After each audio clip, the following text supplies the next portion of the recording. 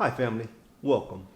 In the last video, I talked to you about how Jesus said in Matthew 11 and 28 that he wants to take us from stress to rest. Okay, well, that's my paraphrase. What he actually said was, "Come to me, all you who labor and are heavy laden, and I will give you rest." That's what Jesus said, and that's what Jesus wants. He wants to take you from stress to rest. But let me ask you this, is that what you want? Do you want to go from stress to rest? Do you? Do you really? See, I'm convinced that some of us have become so comfortable in our circumstances that we may not actually want to go from stress to rest. And I know that may sound a bit crazy, but think about it. Have you ever met anyone who seems downright comfortable in their misery? Have you ever met someone like that? They constantly complain about how bad things are, but they never seem to do anything about it. And I've come to the conclusion that not everyone wants to be changed. Not everyone wants to be transformed, or perhaps they just don't know how. In the book of John, the 5th chapter, there's a great story that illustrates this point. Let me share it with you. In John chapter 5, beginning at verse 1, you'll find the story of the man at the pool of Bethesda. In this story, the Bible tells us that there was a pool in Jerusalem. The Bible goes on to tell us that around this pool, there were a lot of people gathered there, sick people, blind people, lame people, paralyzed people. And they hung around this pool because at certain times an angel would come down and stir up the water in the pool. And whoever stepped in the pool first was healed. The Bible says that the person who stepped in the pool first after the angel stirred up the water, that person was made well of whatever disease or affliction he or she had. But that's not the most interesting part of the story, at least not for me. The story goes on, and we learn that there is a man at the pool, and this particular man has had an infirmity, some type of sickness or disease or some condition, and he's had it for 38 years. 38 years. How many of you would agree with me that 38 years is a long time to have anything, especially some type of sickness or some type of disease? But this fact notwithstanding, the Bible tells us that Jesus saw the man lying there at the pool, and the Bible also tells us that Jesus knew. He knew that the man had been in that condition, whatever condition it was, for a long time. But then Jesus asked the man a question. He asked the man, "Do you want to be made well?" Do you want to be made well? Now, let's just back up a little bit because you're going to have to help me with this. See, the Bible tells us that Jesus saw the man lying there, and that the same Jesus that saw the man lying there also knew that this man had been there in whatever condition he was in, blind, lame, disease, whatever it was, that he's been in that condition for a long time. So presumably, Jesus knew that the man had this condition for 38 years. With that being the case, why? Somebody please help me with this. Why would Jesus ask the man if he wants to be made well? He's been sick for 38 years. Of course he wants to be made well. Or does he? And dear hearts, I believe that this Bible story, like all Bible stories, can be applied to us today. Today, I believe Jesus knows many of us have been dealing with stuff: pain, hurt, heartache, depression, disease, sadness, anger, anxiety, and yes, stress.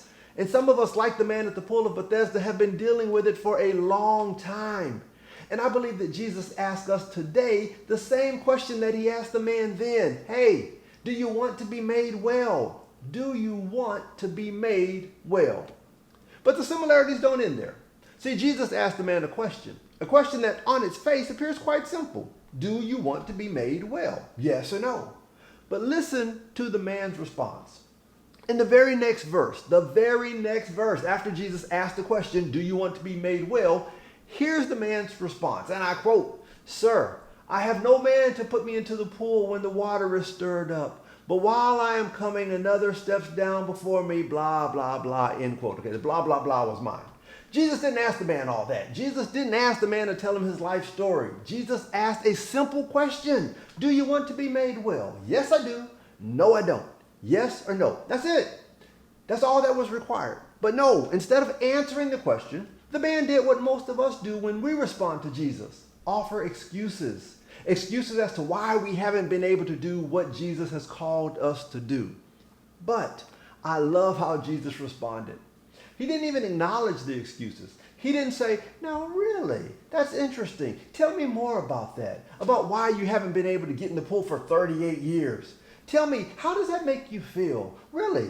Oh, tell me more about how no one will help you, about how the world is holding you down and conspiring against you, holding you back, keeping you from getting where you're supposed to be, keeping you sick and tired, making your life a mess and keeping you stressed. No, Jesus doesn't even entertain the excuses. And you know what? He doesn't entertain our excuses either. He simply says to the man, rise, take up your bed and walk. And you know what? He tells us the same thing today. Stop making excuses, stop complaining, and just rise. And how do we do that? By faith. And we will be made well. But that story also tells us something else. It tells us that we don't have to wait for an angel to come down from heaven to give us rest, to make us well, or even to make us whole. See, what I believe Jesus is really telling us through this Bible story is that it's not about what we do. It's about what he, Jesus, has already done. And what has he done?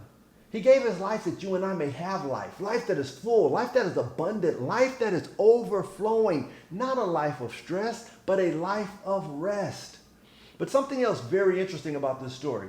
See, in verse 9, the very next verse after Jesus tells the man to rise, take up his bed and walk, the very next verse says these words, and immediately the man was made well, took up his bed and walked. Immediately. And the very next sentence says this, and that day was the Sabbath, the day of rest. So faith in Jesus and faith in Jesus alone can not only make you well, can make you whole and do it immediately. Faith in Jesus can take you from stress to rest. So family, let me end with one simple question today. Right now, do you want to be made well? If you do, rise, take up your bed and walk, and immediately be made well as you allow Jesus to take you from stress to rest. Now, if this message helped you or encouraged you or perhaps just helped to brighten your day a little, a like would be appreciated. I would also appreciate it if you leave a comment below. And while you're here, hey, you might as well just go ahead and subscribe and hit that notification bell so you can be sure to get the next video from Stress to Rest, Part 3. Remember this before you go. Jesus has taken us from stress to rest if we want to go from stress to rest. Do you want to be made well? Because if you do, Jesus has made a way. If you do, Jesus is the way.